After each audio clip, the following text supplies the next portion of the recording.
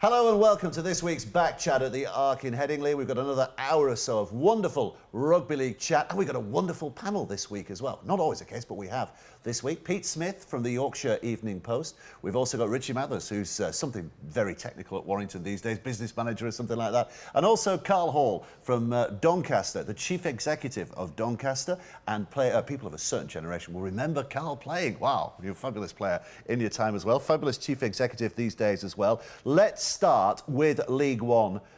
Your side, Doncasterr, doing very well at the moment, up there with Bradford and York, vying for promotion. It's a vibrant league at the moment, isn't it? Yeah, it's a tough league. It's sort of the championship 4 years ago. We played Featherstone in the cup, and we give them a game. Yeah. So, we wanted to give them a game, and you see what York's done with Catalan and Bradford. They went to Warrington, but by all accounts they give a good account of themselves. So we've got Bradford this week. We're top game. Yeah, and they took 2,000 or so, didn't they, to Warrington? Yeah, it was a big crowd, really big crowd. I think it was like the Super League days of old, and they competed hard, for 25, 30 minutes of the first half. It was a real tight game. We pulled away towards the back end of the first half, but they had another good go in the second half. I think with Bradford as well, under a John Keir coach side, they're always going to compete. They're always going to be up for the Challenge Cup. But the word around the camp, I spoke to a couple of the boys after, they're all targeting you boys this week. It's a massive league, and I think that's a testament to the job that Carl and Doncaster are doing, and also the competitiveness of the league as well with York in there. So I think there was sort of using our game as a bit of a warm-up for those boys on Sunday. Yeah, and your home city of York staged a fabulous cup tie. I think there were over 3,000 there, and they were all York fans against Catalan, so close to causing an upset as well. Yeah, they did really well, didn't they? And the thing that grabbed me about it was I've lived in York for 30 years and I don't ever remember there being a buzz around a game like there was last week. And they're a club on the up. They've got a good young coach, they've got some good players, they're doing decent things off the field, and people are starting to talk about them in York now, which hasn't been the case in the past. And there's a lot of potential there for York. It has been a rugby league city in the past. I think that's declined a little bit recently. A couple of the amateur clubs have fallen on hard times. Heworth were one of the giants of the amateur game. I mean, Richard, remember when you were coming through? Yeah. They're having it, finding it tough at the moment, but there is potential there, and it's the sort of city that I don't know whether it could sustain a Super League club. We'll have to find out, hopefully. But it's the sort of city people like to visit. It's in a big area, North Yorkshire, that's untapped, really, in terms of top sports. So I think there's some real potential there. 20 minutes from Leeds, just up the road. I think there's 250,000 people who live within 20 minutes of the city centre as well. New stadium on the road as well, so that's good for them.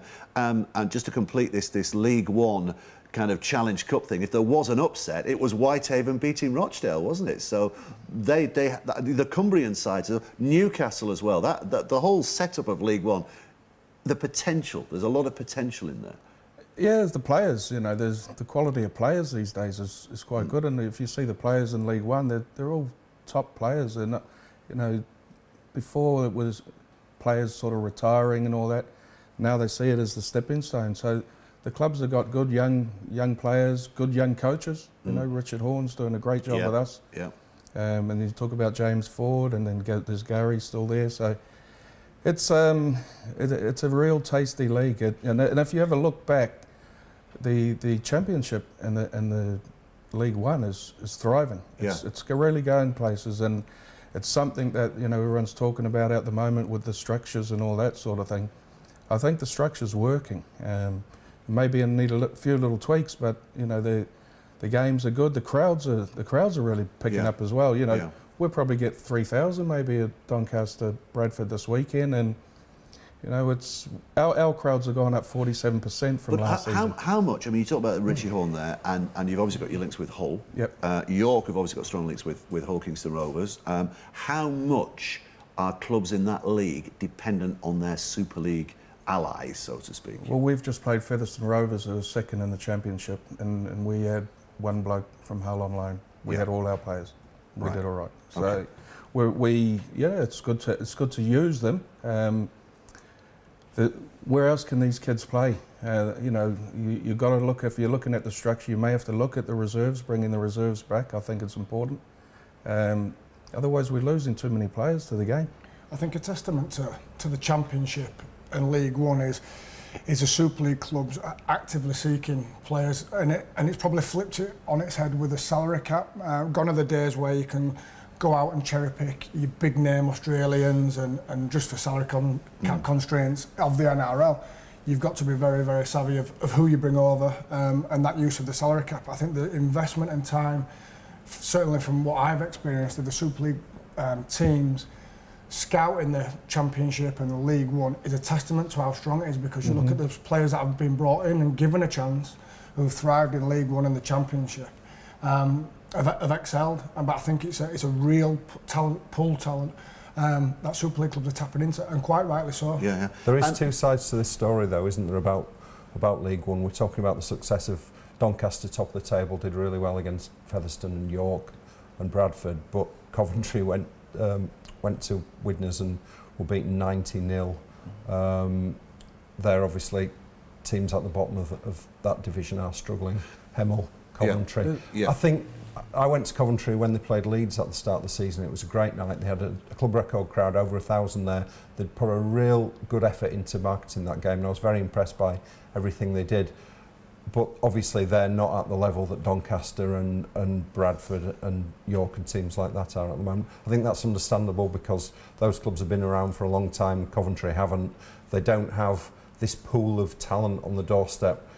If Doncaster want a player, I know, except it's not as easy as this, but there are a lot of kids in Super League academies who are looking for a gig, and there is a talent pool available to them which Coventry don't have, other than rugby union players really. So it's a struggle for them. Yeah. I think we should persist with them, but it is worth noting. I think it's two divisions in one. You've got your established clubs at the top of the table who are doing well, and the lower ones who are struggling to find their feet. Really. Let's move it on that, because we're hearing this 20 club idea, aren't we? We've heard, well, we've not heard, but we've kind of got a hint that there is a move to maybe reduce the funding in terms of how it's spread, that the funding is only spread to 20 clubs.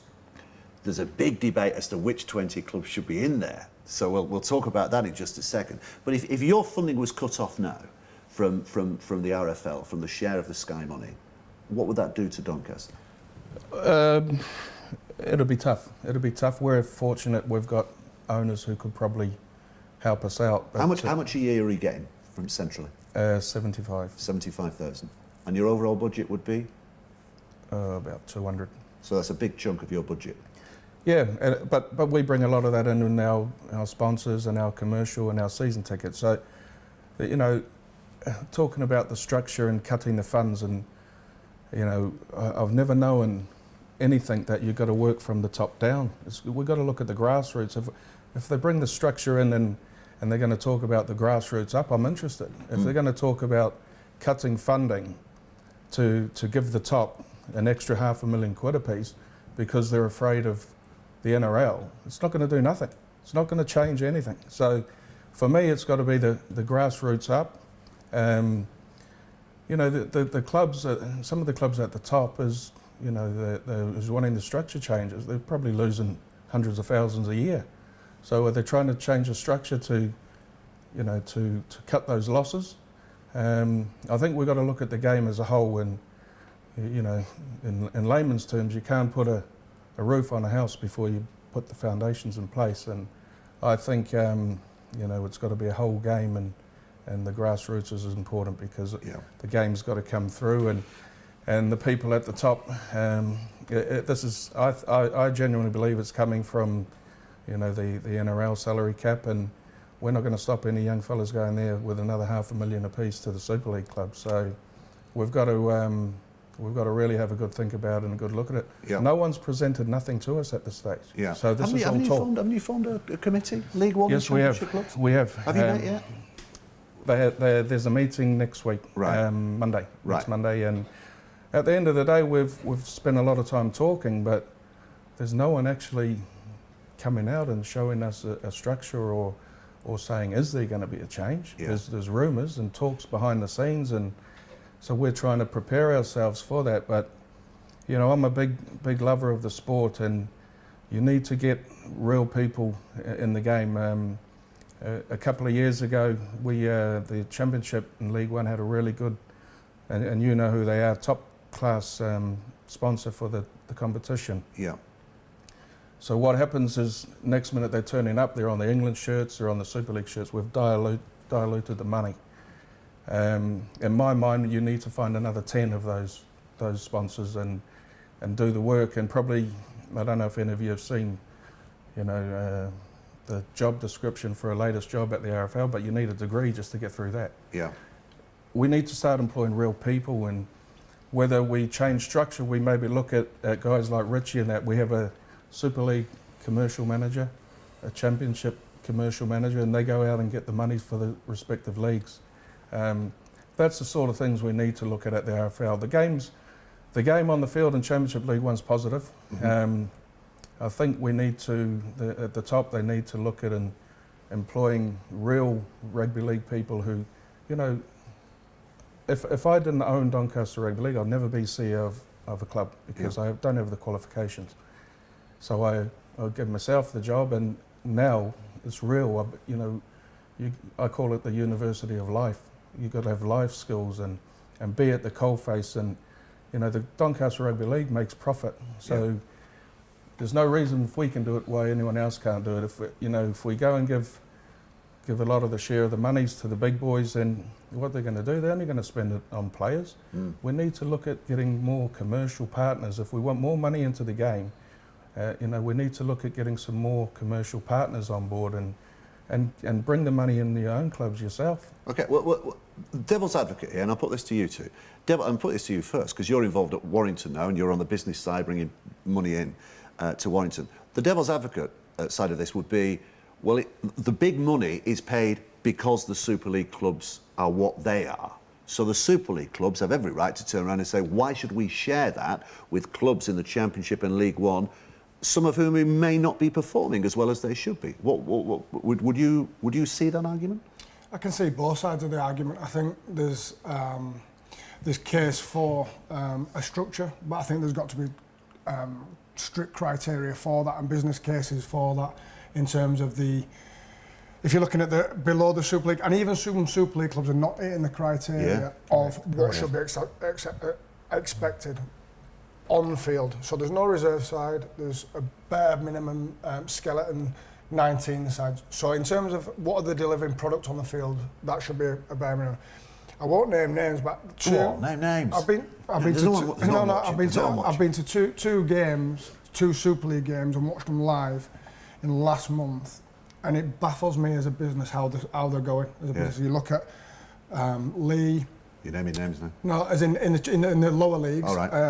Doncaster. The clubs who are thriving. But then you're looking at some Super League clubs, and it baffles me as a business case, from attendance point of view, from product, how it looks aesthetically, if we're talking Super League TV rights. Yeah. So it's got to be directed from the top, but with a clear structure and clear aims. And then from that, it's whether the Super League is by itself its own entity, and that's one team of 10 and a league of 10. But then it opens up an avenue for another team of 10 in the Championship or whatever. But if you're just going to keep the Super League money and the Sky money at the top, but then open up the commercial avenues for the leagues below, there's a load of other broadcasting nations, different platforms, but it's got to come from the top, and the structure has got to be set in place. Because in my mind now, we're 12, 13 rounds in all competitions, and nobody knows what the structure is. It's a rudderless ship. Yeah. Well, we had Gary Hetherington on a couple of weeks ago who said we do know the structure. We know the structure because it's been agreed on by all the clubs, Super League, Championship, League One, and by the RFL, that this is the structure because we've agreed a contract with Sky. So is it not a bit of a bit mischievous to say we don't know the structure next year? I'm going to blame you because everyone's blaming the journalists that we don't know the structure next year, because we do know the structure next year. It's just a question of there are some people who want it to change. Yep. That's all we don't know. That's exactly right. Yeah. Yeah. The structure's in place, isn't it? It's just that people are saying, are we going to change it? Would you change it? No, not at the moment. No? Why not? What's good about the structure? Well, why don't we stick with something just for a change? Let's stick with something. Right. Yeah. Let's give it a go, see if it works. I think it's working so far. I think it's particularly working in for some of the lower clubs in the middle eights. It's really worked for Featherstone, who've had experience of playing against Super League clubs and of playing in front of Super League crowds But at it's the home clearly not ground. working It's for worked some for of the bigger Super League clubs because it's they're worked for the ones who are Halifax. thinking It's about worked changing. for Halifax. Yeah, well, I'll throw something to you. If Catalan, because they've been god awful this season, if Catalan get relegated in the £1 million game this year, do you think, as it stands now, that they let them go into the Championship and promote someone? I don't. I think they said last year if they went down, they were going to go in the French. Yeah, but if French Toronto, league, they did say if Toronto come up or Toulouse come up, then those are the people rules. might go, who cares about Catalan under those circumstances? I'm going to stop it right there because we're out of time in this first bit. We're going to come back to this in the second part of Back Chat from the Ark in Headingley. Hope you're enjoying it. We'll be back with more after this break.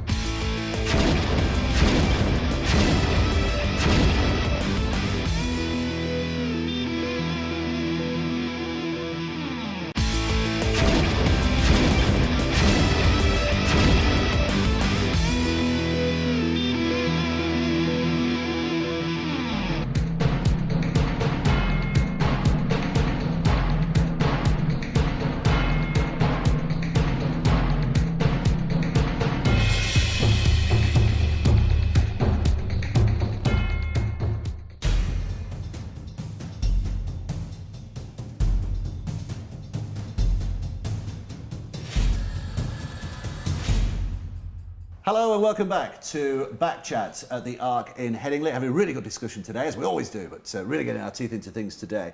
Just before we went to the break, you were talking about Catalan. If they get relegated, would they be relegated? We've heard from the Catalan camp. We heard about this last week on Back Chat when Phil Wilkinson was quoting Bernard Gouache, who's quoted as saying that he's put forward a proposal for 14 teams in Super League next year, with 2 coming up, ideally Toronto and Toulouse, from their point of view. What do you reckon to that? Would you enjoy that? My first point is, of course, it would do, because they're in severe danger. They're really struggling on the field. My point being is, because no one's come out from the top and said, this is what the structure is, these are the ramifications. If Catalan were to get relegated in the £1 million game, would they get relegated? Would that scenario happen? That's what I'm still questioning, because we've not had any direct confirmation from there. It would have to, wouldn't it? If we stay with this, if it's a £1 million game of someone's, they would have been relegated last year. Yeah, but what I'm saying is we're in round 12, and we still don't know. Yeah. You know, we still had no clarity from the top. To go back to your question about getting the Toulouse in there and Toronto in there, it's all well and good saying that, you know, it gives that international flavour, and do they deserve it on merit? You know, or are they going in on names because it's a shiny new thing? What about the Featherstones at Halifax, who've been toiling for years to have that opportunity? Would it be sustainable? Would it be a Paris Saint-Germain? You know, while it'd look great and we'd get, you know, international headlines for a year or two, I just don't know how sustainable it would be. Yeah, well, I mean, proof in the pudding when it's eaten, isn't it? In that case, Toulouse and Toronto aren't like Paris Saint-Germain, though, are they? Toulouse have come in at the bottom level. Toronto have come in at the bottom level and are working the way up the ladder. And Toulouse are an established club who've been around in the French competition, in the heartland of rugby league, in the south of France, for a long time. It's not like a club that was just plonked in an area that knows nothing about rugby league. I don't really think that's a fair comparison. I know what you're saying, but they're not a Paris Saint-Germain. They have Toulouse, got some roots. I agree with Toronto. We don't know, do we? But well, they're getting big crowds at home. They're getting regular big crowds at home. I mean, Paris Saint-Germain, that first game against Sheffield, they got a fantastic crowd that night, didn't they? And we all thought, wow, it's made down to 200 people. But then they went down and down and down. Whereas weeks. Toronto have sustained that average crowd. So I mean, Toronto's got a very, very good backer in David Argyle. Yeah. So if he was to go away, you know what would happen with them. But I'm not saying he would, but they do have massive crowds. You can say a lot of Super League clubs, the backer goes away, what happens to them? Yeah. I mean, that's the problem, isn't it? And that's what we say. We try and get more commercial partners on board with most clubs, and Toronto are doing quite well on that side as well, and their crowds. And I was fortunate enough to spend the evening with David and question him on quite a few things of the you know, the crowds, how do you get those big crowds? Do you just give all the tickets away? He said everyone pays. Yeah. So if everyone's paying, Yeah. it'll work. Yeah. Talking of the structure, I think the exciting part is we probably don't know what's going on, as Richie says, but you know, the back end eights in the Super League this year. Well, It's they're going to be pretty good. going to be squeaky time because there's a few clubs in the Championship who fancy it. Yeah. You know, when Lee got up, it was a big hit for the structure change previous, because you know, certainly my owners wouldn't go and invest if there'd been no one who'd gone through and got promoted. This year, 2 or 3 go up. I think it shows it works. Yeah. You know, what we all wanted, and the strapline of every minute matters was what we want. And I agree that we should stick with things. Rugby league's known in the past to sort of come up with a structure or come up with anything and change it again within 12 months, 2 years. We need to have some consistency. With the 8s and all that, when it came out, if you remember, everyone, this is confusing, I don't get it. Well, they've all just got it, and we want to change it again. Yeah, yeah. That's the problem. And the problem with the licensing, well, not so much licensing as such, but a closed shop. If you say, right, this is it, now everybody's in, and it is a snapshot, isn't it? I mean, the year, the centenary year, Doncaster were in the top flight, weren't they? In fact, I remember the announcement of this mega bucks deal coming from Sky was actually at a Wigan-Doncaster game. We were all there as journalists waiting to cover that game, and suddenly nobody was interested in the game because we got a phone call from Rupert Murdoch saying, I'm coming, fellas, and I've got all these millions of pounds. So we're all doing that story instead. But do you understand the kind of the thinking, and you've got the kind of the Ian Lanigan side of it?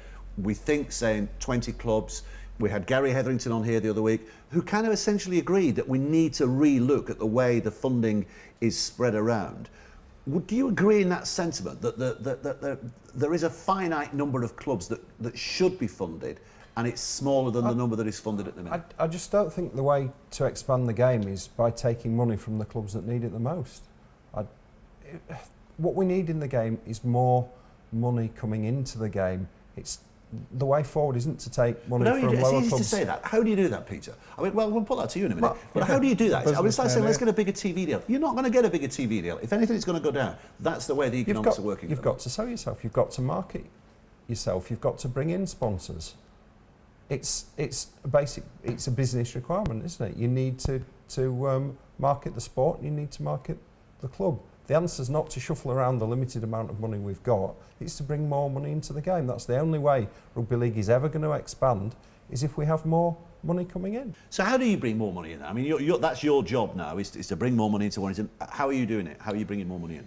Yeah, there's a lot of pressure. You know, you look at our club, our board. It's probably one of the best resourced in the game. The performance side, the pressure commercially is huge.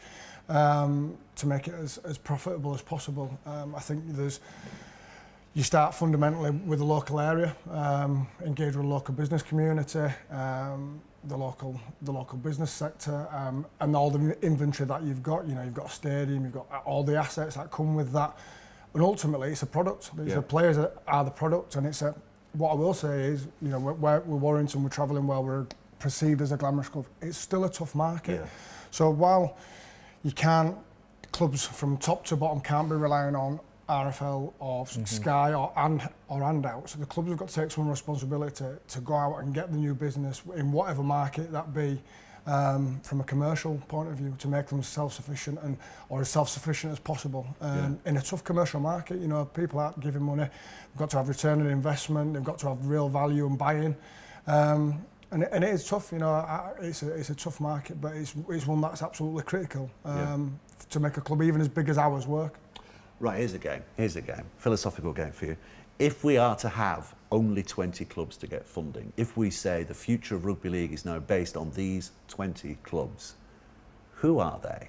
Who are the 20 clubs that get your vote? You're going to say Doncaster. I know you're going to say Doncaster. What's the criteria? Well, the criteria is this is the future for rugby league now. So when we had Super League, initially, it was all about these are the clubs, the initial idea. So the mergers, Castleford, Wakefield, Featherstone, Widnes, Warrington, Hull, KR merged. We had a team in the south of France and a team in Paris, the original plan. And it was all about, because this strategically is good for rugby league, a team in London. So if we had to base The decision, 20 clubs, strategically, best for Rugby League. Who are the 20 clubs? Doncaster. Yeah, well, there we go. If we say the 12 Super League clubs at the moment, and then we work on that, eight clubs. So what do you think about that? He's had time to think about it, Pete. I could tell that because he's. Well, I'm not. Peter's a lot brighter than he looks, which is just as well, actually. I'm not going to list the 20 clubs because. No, well, we say 12 Super League clubs in at the moment. What are you saying? The 12 Super League clubs? Or are you not? Which Super League club would you not put in? Well, you said strategically. Yeah. This is not my opinion. Okay. But you're looking at a lot of clubs in a very small area, aren't you? I think. Yeah. If you're talking about that, then inevitably, this has been thought about before, hasn't it? It was thought about 20, whatever it was, 22 years ago. Yeah. And the idea that it was originally come up with was mergers. And I think if you're talking about reducing the number of clubs to a strategic number like that, 20, then you're going to be talking about mergers but again. If you're going to say, well, we want a club in Cumbria. Yeah, of course we want a club in Cumbria. So the best way to do that. That's what I'm saying. This is what I'm saying. We'd want a club in Cumbria, but as it stands, we wouldn't get a club in Cumbria because if we're saying 20 clubs, 12 and the top 8 in the Championship, I don't think Barrow are in the top 8. Wakefield and Whitehaven and Workington definitely aren't. So we've got rid of Cumbria straight away. I wonder what Mr. Lanigan's views would be if you're still down at Harlequins, if you'd still want those same 20 You'd clubs. want London, but London would qualify at the moment. You've got to have a... Yeah, I think we'd need London. Yeah. But, you know, if it's the way that we all think he's wanting to go, would London be in there? Who knows? I'm going to get off the fence. I'm going to Good. Who are you getting rid of? Who are you getting rid of? I'm not going to get rid of. You're not naming names again, are you? The 12 teams we've got. Yeah. I think, Hull, KR are a strong club back in Super League. Yeah. I worry about Huddersfield. I really genuinely do. Yeah. They'd be my amber, if you like. Yeah. I'm not saying get rid of, but I don't see it being a sustainable. Yeah, it shows what you can do, fellas. But then you've got to have a team in London, a strong team in London. Yeah. Lee is a hotbed. Would you have to have Lee in? Yeah, I think strategically, so close to Wigan? Strategically, yeah, I think they've got the stadium. I think they're a hotbed of talent. So that's 14. Toulouse would be a great one. 15, yeah. Toronto, 16, Doncaster, Bradford, 17, 18, Featherstone, 19. and New York. Right, so no London. You've not got London. Did you say London? Did you? I said London. I think we might have 21 there. But you've not got a Cumbrian team in there. What about Newcastle? What about York? No? I'd love a Cumbrian team in there, but I don't think it'd work for the politics of... I'd love for someone to get them all around the table and say, look, this is what it could be if we all pull together. Yeah. I don't think it's going to happen, but I think the Cumbrian district and how strong it is and the players it produce, I think if they could sort of get the common goal and see the bigger picture from when we're all long gone, we sow the seeds now, it'd be unbelievable. Yeah. But I just think there's too many divides. But we're saying that we're giving you the 20 teams. There'd have to be strict criteria. They'd have to have the facilities. They'd have to have they'd have to have a reserves. They'd have to have a 19s. They'd have to have a foundation. They'd have to be engaged in the community. I don't think it'd be just giving those things out. There'd have to be a strict criteria. Because if you were in that group of 20 teams, you wouldn't be getting £75,000 a year. You'd be getting a lot more than £75,000 a year. So what could Doncaster do from that basis? Well, we'd certainly strengthen the side. Off the field, we feel we're part of a group. So immediately you're spending it on players. Correct, and that's been the problem for rugby league, though, hasn't it? But because we can do, because off the field we've got all our infrastructure. But you don't right need to spend it. You don't need to worry about that. You don't need to worry about that because you're in the 20. Right. You need bigger crowds. Well, you'd spend it on your marketing and promotion of the games and making the whole game day an event, not just a game of rugby league. Yeah. So you've got your families and everything like that. If we already had the team, that's certainly what I would do because we'd want full stadiums at every game. Which is fantastic, and I'm sure you would. Super League has had how much over the years? Was it 87 million that first deal, and so many millions over the years? How many grounds do you go to and think, wow, this is an occasion? Wow. This is great. This is fantastic. The seats are full because they've spent so much on the marketing. I was at a game last weekend involving 2 established clubs, and the crowd was less than 3,000, considerably less than 3,000. That was Salford against Wakefield. Yeah. I think it was 2-6 something. So the money's been blown away. What's happened over the past 22 years, Carl? Now, I mean, you remember you were playing at the time of when we went to Super League.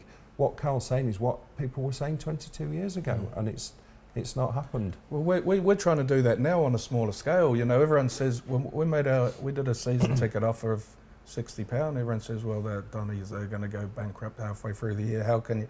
We tripled our season ticket revenue. Yeah. So, but what happens then is more people are turning up to the games, more people are buying programs, more people are buying halftime draws. We've got a family zone where all the kids go down there now before the games. So we're doing it on a smaller scale. If we had the resources to do it on a bigger scale, we'd do more. Yeah. You know, you'd get some entertainment, and Warrington do all right on it. I'm sure they do. You know, and they always have big crowds. You've got to.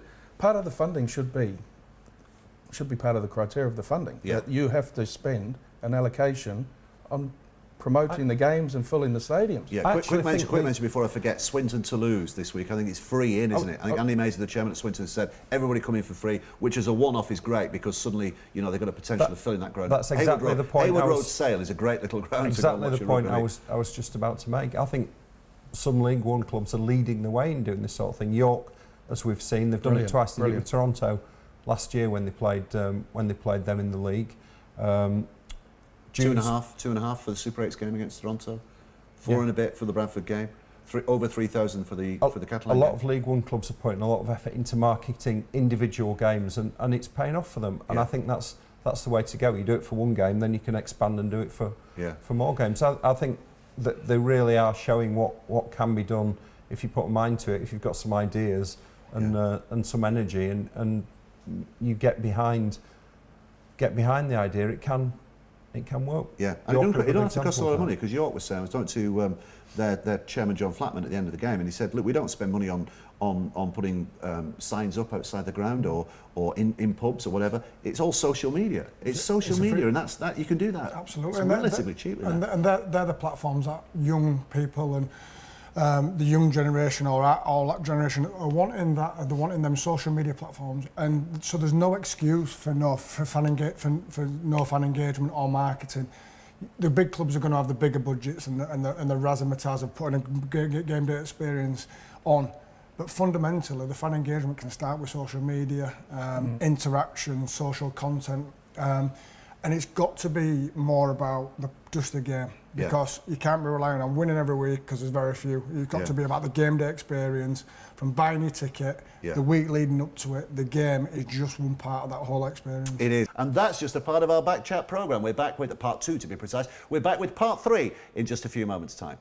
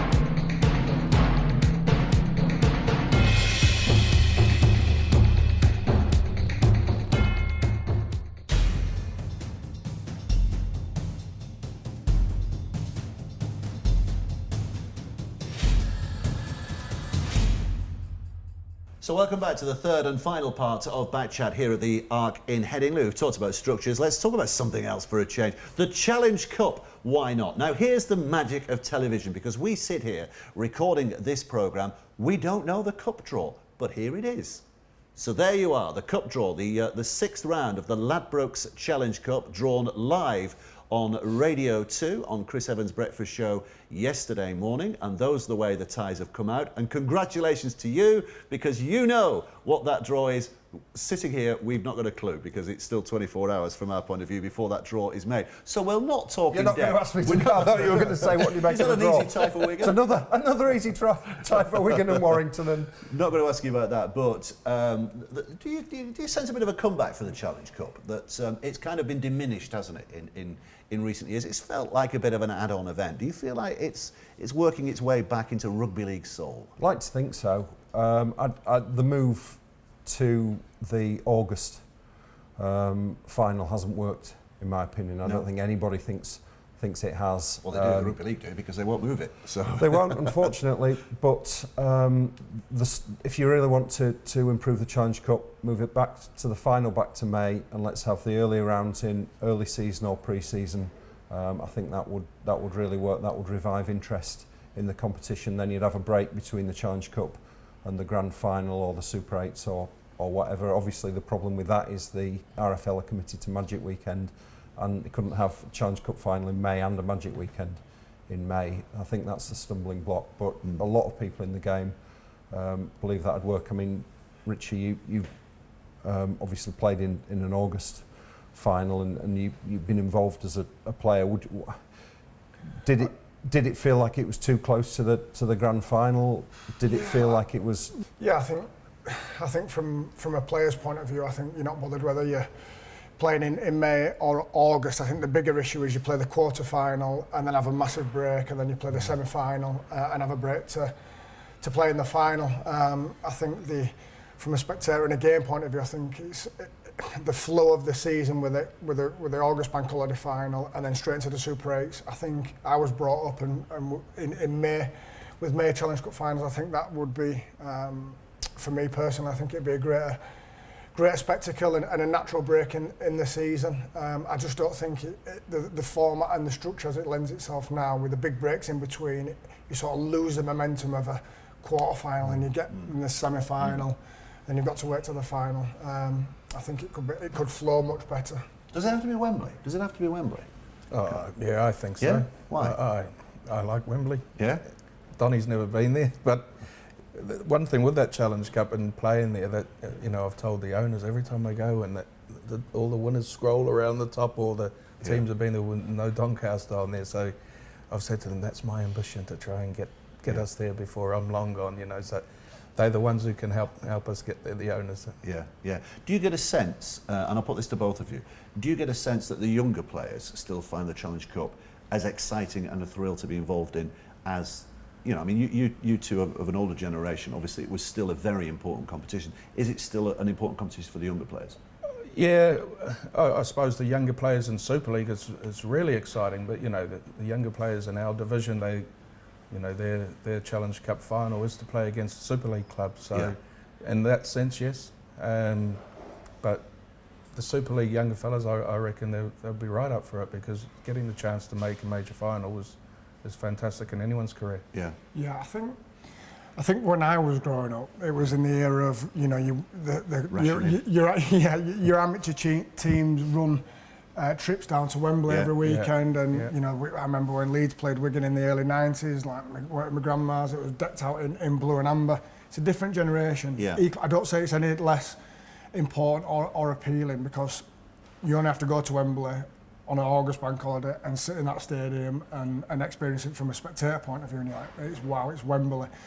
To go back to your earlier point, should it always be Wembley? It's got to always be Wembley. I think it's our spiritual home. I remember lucky enough to play in 3 and win 2, but the one we lost at Cardiff, it was a special game against Hull. The crowd was fantastic. The first time I walked out at Wembley in 2009, and abide with me, I was stood in a tunnel, the kid, I had a lump in my throat, and all I was thinking about was, don't cry. That's how emotional it was. I'd grown up watching all the teams gone by, and just how much history and tradition you were steeped in, win or lose. I was stood in the tunnel with a lump in my throat thinking, you're gonna cry. But which one meant the most to you, Rich? You were involved in a Warrington team that won it for the first time in donkey's years, and a Leeds team that won the grand final for the first time in 32 years. Which meant the most? That's a good question. It's a great It's very unusual for that. And I'm going to kind of sit on the fence. I think the Leeds one, because we'd all come through as kids, and we were just that golden generation, and I believe it'll never be repeated again to do that. And it's a different Old Trafford, obviously. It's under lights, it's a theatre. That was really special. Equally, Wembley, of a different feel, because you're sort of walking in the shadow of giants, and and you've grown up on that. So, 2 really different experiences. I think they were they're both hard to say one would be favourable of the other. I think from what we'll say, this might tip it. When we beat Wigan in the Challenge Cup semi-final for the first time in 2009, I'm going to sound like a right emotional wreck here. I sobbed in the car all the way home. Just the emotion of getting there. Were you that bad? No, I think just the relief of getting there. I remember just being that emotional, speaking to my dad, and my in-laws drove me home, and I was just that happy to get there. I think because of the family thing and the memories, but both equally special, but for different reasons. So. Yeah, Wigan won 8 back-to-back Wembleys and became world famous, an iconic sporting brand on the back of winning 8 back-to-back Challenge Cup finals. You could win 8 back-to-back grand finals. I don't think you'd make that cut through, would you? I think that's the difference between the Challenge Cup and the grand final. The Challenge Cup's got to cut through to the wider sporting world. I think that's probably right. Yeah, I think a lot of people have still grown up on watching the Challenge Cup final on as grandstand as it was live on the BBC. I think it's still something that's probably got a wider reach for non-committed rugby league people. I mean, as an event, I prefer the grand final. Yeah. I think what the rugby league have done with that's fantastic. Absolutely. I've been to every one, and that October night under lights at Old Trafford is something special. So Wembley for you. They both say it's got to be at Wembley. Does it have to be? Because I mean, the Wembley you walked out on in 2009 is a very different Wembley to what Leeds walked out in 1999. Yeah. You couldn't say, oh, this is where Marcus St Hilaire scored his 4th try, because it's all different. So does it have to still? I mean, be I'm Wembley? not a massive fan of the new Wembley. I don't think it's a particularly good stadium. It's just big, but it's got that name, hasn't it? It's got. It's just got that aura about it, just because of the name. It's still the same site. It's not the same stadium, but it's still the same site. Yeah. I think it probably does need to stay at Wembley. Yeah, we took it on the road, didn't we, for 10 years, and that worked well. That was good. The crowds weren't as good, but I think that probably served its purpose at the time. I think for a national presence, we have to stick with Wembley, and we've got the alternative of Old Trafford for the grand final. Yeah. Which really works as well. When you talk about worldwide, I still remember as a young kid in New Zealand, we'd get the mattresses all out in the lounge and everything for the Challenge Cup final at Wembley. Yeah. When Dane O'Hara and all those, Fred 85. O'Croy and all them boys were playing. And they still do that in New Zealand now, but I've never got the mattress out of the room for a grand final. So the Wembley is worldwide now in the Challenge Cup. Kiwi lifted the trophy that day in '85, didn't he? Graham West, big Graham. Although I think he's more of an Englishman these days. A bit like you. Yeah, we've adopted him. He's a proper Englishman. I think with Wembley, and that's a great point. Is that when Warrington got there in 2016, and the times I got there, all the Australian families came over. They just knew about it. They wanted to be part of the weekend and experience. A Wembley final. I think it's something we've got to treasure. I don't say it's perfect as it is, but the Challenge Cup and Wembley and the whole concept is something we've got to treasure and grow in whatever format that needs to do. Okay, we've only got about 5 minutes of the programme left, so let's move on to the matches that are coming up this weekend. Big weekend of Super League. We're talking about Super League again here. Big weekend of Super League, although you've got a big game. Well, we'll touch on yours first then. Doncaster Bradford, how important is that? Massive, and we talk about commercial and all that. We're already sold out all our corporate boxes at Doncaster for this fixture. So, expecting a big crowd, and if we can replicate what we did with Featherstone last week, it'll be a cracker. Yeah. Super League games. We're into the second half of the season now. How are the clubs travelling? Leeds. You're watching Leeds every week, and Wakefield and Castle. Wakefield just on a bit of a slump at the moment, or are the results hiding the fact that they're playing better than they seem to be? That Wakefield were playing better than results suggest. They beat St Helens, but they were poor against Salford. That was, from their point of view, very disappointing. I have to say, Salford were good. Yeah. Missing a few, and I was really impressed with Salford. They ran harder and stronger, and they were just a lot better than Wakefield. I think that was a blow for Wakey, because they thought when they'd beaten Saints they'd turn things around. I still think they're the top 8. Yeah. It's Cass Wakefield this weekend. Cass Wakefield this weekend. Big one. They're both coming off the back of a loss. Castleford have got the Indian sign over Wakefield at the moment, but recent games have been quite close. I think Wakefield have got a chance. I'd expect Castleford to win that one, but I think Wakefield will produce a response to last week. Leeds, if you want an exciting tight game, go and watch Leeds. I mean, the last 6, they've had 3 1-point defeats, a 2-point win and a draw, and they beat Salford by 20. And how many drop goals have they kicked in that run? Well, not many. Not many. In fact, less than 1. In fact, in the Leeds team, there are only 3 players who've kicked a drop goal in the current Leeds squad. They could maybe do with getting Danny Maguire back. I just know what's going to happen if it's level going into the final minutes at Hull KR on Sunday. I'm pretty sure I know who'll be kicking the winning drop goal, and he won't be playing for Leeds. Actually went through all the Leeds' results to check when the last time that they'd lost back-to-back games by a single point wasn't. It's never happened. Right back to 1895. So that's rather bizarre when you think of how many games they've played. That's a reflection of how busy Peter is during that time. Yes, it's research, Dave. You weren't the only person to make that point. But yeah, they've been involved in some very tight games. I think Leeds is probably doing a little bit better than 6th in the table suggests. They've had a lot of injuries, some young players, some very good young players, again some experience, and I think that'll benefit them in the long run. Salford Saints tonight, so we won't go too much into that. But who have you got this weekend? Huddersfield. Huddersfield on Friday. So if you don't smash them, then there'll be questions asked.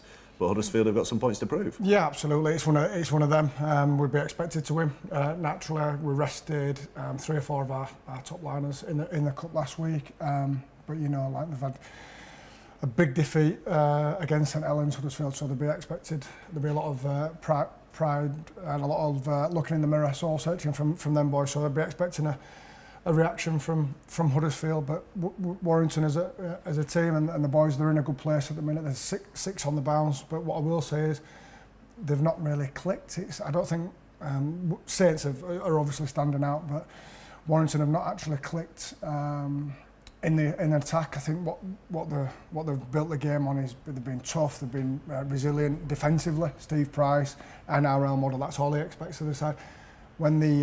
When the attack clicks, it'll be frightening. Only one slight negative is Ben Curry. We're just waiting news on his knee. But yeah, it should be a good game on Friday. Are you still excited by Super League? You're not involved directly at the moment, but as a rugby league fan, does it still excite you, the competition? Oh, I don't. I like the Thursday night games. I think they're good. I do quite a bit with Hull FC, with them being the dual reg. Yeah, of course. I spend quite a bit of time over there. With Radders and Lasty and Richard. So, I like to see what they're doing. They've got a great setup.